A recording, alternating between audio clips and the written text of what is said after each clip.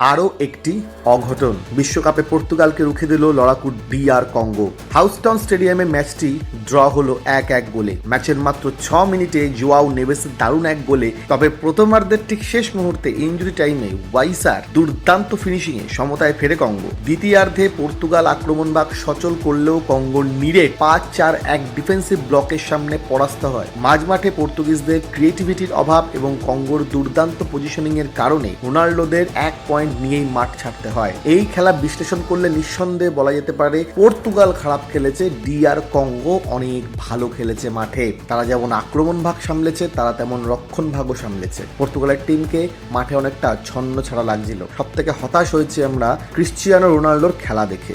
পর্তুগালের কোচের থেকে আরও বেশি ট্যাকটিক্যাল মুভ আমরা আশা করি। অনেক দুর্দান্ত প্লেয়ার আছে এই পর্তুগাল টিমে। এই টিমটা অনেক দূর যেতে পারে যদি এইভাবেই খেলা খেলতে থাকে, তাহলে হয়তো পর্তুগালকে আমরা বেশি দূর দেখতে পাবো না। পর্তুগালের এই ছন্দহীন ফুটবল কি তাদের পরের রাউন্ডের টিকিট কঠিন করে তুলবে? কমেন্টে জানান। আর ঝটপট ফুটবল অ্যানালিসিসের জন্য এখনই সাবস্ক্রাইব করুন।